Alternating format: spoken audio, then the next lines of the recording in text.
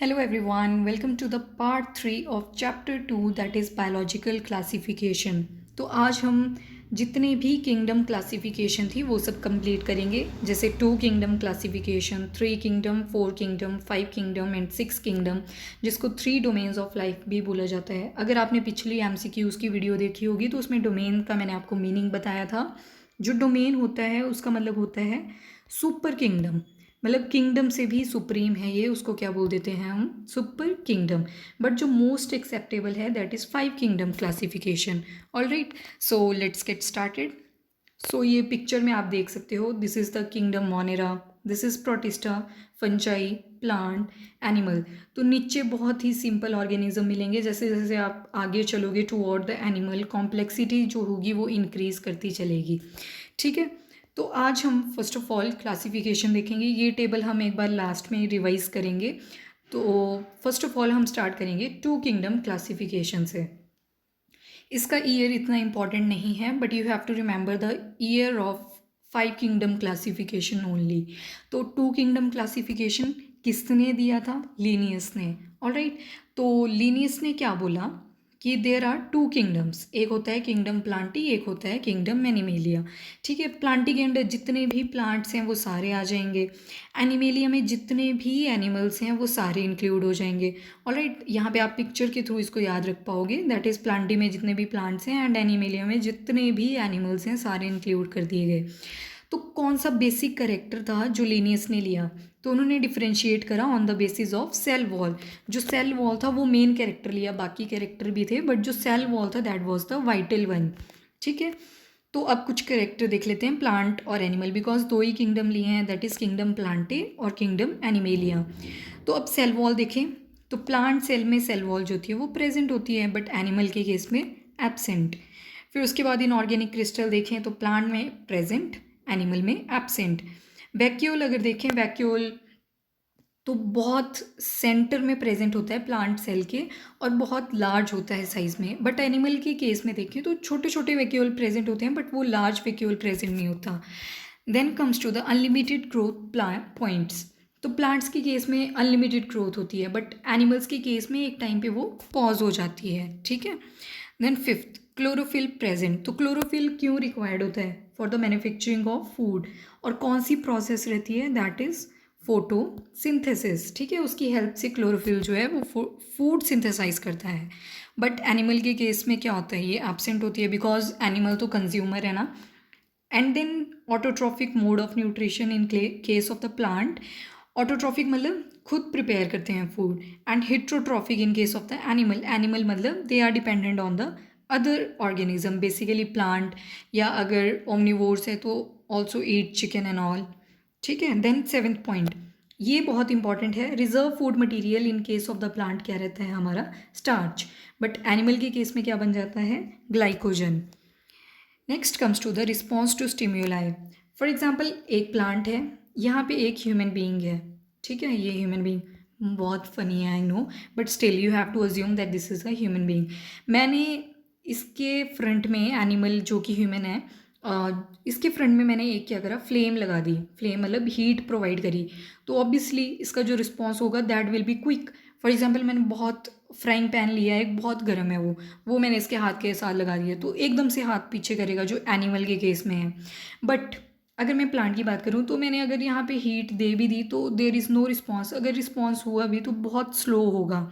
ठीक है, उसके बाद देखते हैं एनिमल का एक बहुत बेसिक फीचर है, बिकॉज आपने देखा होगा एनिमल्स के केसेस में, ह्यूमन के केसेस में प्रॉपर ऑर्गन्स होते हैं। ठीक है, जैसे लीवर हो गया, स्टमक हो गया, कोई भी एक्सक्रीटरी ऑर्गन हो गया या सेंस ऑर्गन, ओइजोफेगस, जितने भी ऑर्गन्स हैं वो एनिमल्स के केस में प्रेजेंट होते हैं, but in case of the plant they all are absent. अब यहाँ पे मैंने आपको एक इमेज लगाई है, this is your plant cell, this is your animal cell. तो ये है वैक्यूल, ये this is the plant vacuole, इतना बड़ा साइज़ है इसका। बट एनिमल के केस में बहुत ही माइन्यूट, ये दिख रहा है आपको एक वैक्यूल, ये दिख रहा है बस, this is the only vacuole. तो इतना स्मॉल साइज़ होता है। ऑलराइट, एंड इसका जो एनिमल के केस में क्या होता है, जो न्यूक्लियस होता है that is in the centre, but plant के केस में क्या हो जाता है, जो न्यूक्लियस है वो साइड में चला जाता है। क्यों? क्योंकि इसका जो वैक्यूल था वो बहुत बड़ा है। ऑल्सो जिस पे लेनियस ने सेपरेट करा है दोनों को, यहाँ पे सेल वॉल नहीं है, बट प्लांट केस में there is a cell wall, ठीक है, सेल मेम्ब्रेन के बाहर सेल वॉल प्रेजेंट है। तो इसी के बेसिस पे लिनियस ने इसको डिवाइड करा था कि we have two kingdom only, that is Plantae and Animalia. But अब ड्रॉबैक्स क्या हैं, ऑब्जेक्शन क्या है, लिमिटेशंस क्या हैं, क्यों कि टू किंगडम क्लासिफिकेशन सिस्टम इतना पॉपुलर नहीं हुआ? बिकॉज अगर आप हिस्ट्री पढ़ोगे तो इवोल्यूशन पढ़ोगे तो आप देखोगे कि प्लांट ना तो एनिमल, दोनों में से कोई भी पहले नहीं आया है अर्थ के ऊपर, ठीक है। तो फर्स्ट ऑर्गेनिज्म जो था वो कोई माइक्रो ऑर्गेनिज्म था, वहाँ से फिर डेवलपमेंट स्टार्ट हुई है, ठीक है। तो एक ऑब्जेक्शन तो ये रहती है, तो इससे ये इंक्लूड एक चीज़ तो पूरी कंक्लूड हो जाती है that we need to add one more kingdom, जिसमें हमने छोटे ऑर्गेनिजम्स की भी बात करी हो, छोटे से मतलब है माइक्रो ऑर्गेनिजम्स की। देन सेकेंडली फंजाई, आपने फंजाई देखी है, मशरूम, इसका तो अगर आप स्ट्रक्चर देखो तो कुछ इस तरह से होता है ना, ऊपर एक अम्ब्रेला लाइक स्ट्रक्चर होता है और नीचे छोटी सी स्टेम होती है और ये डेड एंड डिके मैटर पे ग्रो कर जाती है, ठीक है। बट अगर मैं एक रोज़ का प्लांट रखूँ यहाँ पे, दिस इज़ रोज़, ऐसे मान लो ये रोज़ है, तो मैं इन दोनों की अगर स्ट्रक्चर देखूँ तो बहुत वेरिएशन है। फंजाई का देखो आप, एक रूट सा प्रेजेंट होता है, देन स्मॉल स्टेम। बट अगर मैं प्लांट की देखूँ तो वेल ऑर्गेनाइजेशन होती है, प्रॉपर स्टेम होती है, प्रॉपर ब्रांचेस होती हैं, प्रॉपर फ्लावर्स होते हैं, ठीक है। तो स्ट्रक्चर में बहुत वेरिएशन है, तो फंजाई को हम प्लांट्स के साथ नहीं रख सकते, तो ये भी इसकी एक ड्रॉबैक थी। Then microorganism, microorganism के जो स्ट्रक्चर हैं वो भी डिफरेंट रहते हैं, और अगर मैं उनकी न्यूट्रिशन देखूँ तो वो भी बहुत डिफरेंट होती है। जैसे एग्जाम्पल है यूग्लिना का, यूग्लिना की मैंने यहाँ पे पिक्चर लगा रखी है, that is very important. Euglena पे बहुत सारे क्वेश्चन हैं जो कि नीट में पढ़ते हैं, ठीक है। तो नीट में इसका एक क्वेश्चन तो यही रहता है कि देखो इसमें मैंने लिखा है यहाँ पे, यूग्लिना शोज बोथ होलोफिटिक एंड सैप्रोबिक, सैप्रोबिक की जगह सैप्रोफिटिक भी हो सकता है, ठीक है, सैप्रोफिटिक भी हो सकता है, ठीक है। तो इसमें दोनों टाइप की न्यूट्रिशन होती है, दैट इज़ द होलोफिटिक भी एंड सैप्रोबिक न्यूट्रिशन भी, ठीक है, यूग्लिना। तो यहाँ पे इंडिकेट करता है कि इनकी तो न्यूट्रिशन वेरी करती है। तो these were some drawbacks in case of the two kingdom classification. तो टू किंगडम तो फ्लॉप हो गया, अब आता है थ्री किंगडम क्लासिफिकेशन, जिसको दिया था हैकेल ने। और हैकेल ने बोला अब तीन किंगडम आ गए हमारे पास। देखो लीनियस ने हमें दे दी थी किंगडम प्लांटे भी दे दिया था, ठीक है, सॉरी किंगडम प्लांटे भी दे रखा था, then kingdom Protista, kingdom Plantae and kingdom Animalia, ये तो लीनियस ने दे दिए थे। बट हैकेल ने एक और किंगडम ऐड कर दिया, that is protista. And question ऐसे ही बनता है कि जो हैकेल का थ्री किंगडम क्लासिफिकेशन सिस्टम है उसमें कौन सा न्यू किंगडम ऐड हुआ था, तो कौन सा ऐड हुआ था, that was kingdom protista. Alright, तो किंगडम प्रोटिस्टा दिया था हमारे हैकेल ने। तो प्रोटिस्टा में जितने भी यूनिसेल्युलर ऑर्गेनिज्म थे जिनमें सिर्फ सिंगल सेल से बॉडी बनी होती है, वो सारी किसमें इंक्लूड कर दिए, किंगडम प्रोटिस्टा। तो यहाँ पे आप किंगडम प्लांटे को इमेज से याद रख सकते हो, प्रोटिस्टा आपके ये सब आ गए। ये सारे ऑर्गेनिज्म जितने भी पिक्चर में लगे हैं ये आगे हमें एक एक करके पढ़ने भी पड़ेंगे। देन किंगडम एनिमेलिया, जितने भी एनिमल्स हैं ये सारे आगे। But there were some drawbacks, again fungi का कोई कॉन्सेप्ट नहीं आया, तो हमारे पास एक और क्लासिफिकेशन सिस्टम आता है, that is four kingdom classification, जो दी थी कोपलैंड ने, ठीक है। साइंटिस्ट के नाम अगेन बहुत इंपॉर्टेंट हैं। तो यहाँ पे कौन कौन से आ गए, अब देखो हमारे हैकेल ने प्रोटिस्टा ऐड कर दिया था, प्लांटे और एनिमेलिया किसने दिए थे, लीनियस ने दिए थे, प्रोटिस्टा दिया था हैकेल ने। तो हमारे कोपलैंड जी ने क्या करा, एक मोनेरा ऐड कर दिया। मोनेरा में जितने भी माइक्रो ऑर्गेनिज्म होंगे जिनमें न्यूक्लियस एब्सेंट होगा, ठीक है, वो सारे इंक्लूड कर दिए अंडर मोनेरा, और ये सिंगल सेल्ड होंगे। प्रोटिस्टा में सारे प्रोटिस्टा प्लांटे एनिमेलिया इन सब में न्यूक्लियस प्रेजेंट था, ठीक है। तो प्लांटे, बट एक दिक्कत रहेगी इसमें, अगेन इन्होंने क्या करा, फंजाई को कहाँ रख दिया, प्लांटे में ही, कि जो फंजाई है वो भी प्लांट का ही पार्ट है। तो यहाँ पे ये एक ड्रॉबैक रहती है फोर किंगडम की। तो मोनेरा में हमारे ये आएंगे माइक्रो ऑर्गेनिज्म, प्रोटिस्टा में भी हमारे माइक्रो ऑर्गेनिज्म आएंगे बट न्यूक्लियस प्रेजेंट होगा।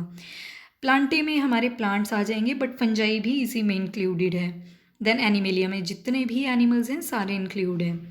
उसके बाद आता है हमारा five kingdom classification, and this is one of the acceptable kingdom classification, ठीक है। तो इसको दिया था हमारे R.H. व्हिटेकर ने। इसका ईयर बहुत इंपॉर्टेंट है, इसका ईयर है 1969, दैट इज़ वेरी इंपॉर्टेंट। तो अब यहाँ पे आप देखोगे, यहाँ पे इन्होंने फंजाई को ही सेपरेट कर दिया। अब इन्होंने दिमाग लगाया कि फंजाई पे ड्रॉबैक आ रही है तो मैं किंगडम ही फंजाई का अलग से बना दूंगा, तो इन्होंने बना दिया फंजाई का एक अलग से किंगडम। ठीक है, तो अब हो गया हमारे पास टोटल 5 किंगडम। तो मोनेरा का अगेन जितने भी माइक्रो ऑर्गेनिज्म है विदाउट न्यूक्लियस वो सारे आ जाएंगे मोनेरा में। प्रोटिस्टा में जितने भी माइक्रो ऑर्गेनिजम्स हैं बट उनमें न्यूक्लियस प्रेजेंट हैं वो सारे आ जाएंगे प्रोटिस्टा में। फंजाई में ये जितने भी मशरूम लाइक स्ट्रक्चर्स होंगे वो सारे किस में आ जाएंगे, अंडर फंजाई।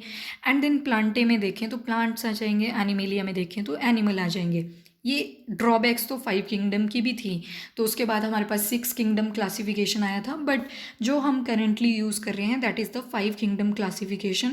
ऑल्दो हम डिटेल 6 किंगडम क्लासिफिकेशन की भी करेंगे, बट अभी तक हमें सिर्फ 5 किंगडम तक ही पढ़ना है। ठीक है, तो एक तो कैरेक्टर देख लेते हैं हम कि 5 किंगडम क्लासिफिकेशन में क्या मेन कैरेक्टर्स थे। एक तो थी complexity of cell. Complexity of cell में हम पढ़ेंगे कि कितना कॉम्प्लेक्स कोई भी सेल कितना कॉम्प्लेक्स है। तो प्रोकैरियोट्स और यूकैरियोट्स, ये बहुत इंपॉर्टेंट है, प्रोकैरियोट्स और यूकैरियोट्स। प्रो का क्या मतलब होता है, प्रिमिटिव। क्या मतलब होता है, प्रिमिटिव। ठीक है, एंड कैरियोट का क्या मतलब होता है, कैरियोट का मतलब होता है न्यूक्लियस। ऑलराइट, चलो मैं पहले आपको एक ही बताती हूँ सिर्फ, that is prokaryote. Pro and karyote, दो वर्ड से बना है ये, that is the pro and second is the karyote. Pro का मतलब होता है प्रिमिटिव। प्रिमिटिव मतलब पुराना बोलो, बहुत ही सिंपल बोलो। ठीक है, तो दैट इज प्रिमिटिव।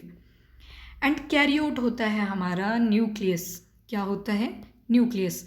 तो प्रोकैरियोट्स के केस में क्या है, या तो बहुत ही पुराना न्यूक्लियस है, मतलब जो एक्यूरेट न्यूक्लियस है दैट इज एब्सेंट, कोई न्यूक्लियर मेम्ब्रेन प्रेजेंट होएगी, मतलब कोई पार्ट प्रेजेंट है, ऑल्दो कुछ ऑर्गेनिजम्स में ये आपको एब्सेंट मिलेगा। ठीक है, दैट इज प्रोकैरियोट।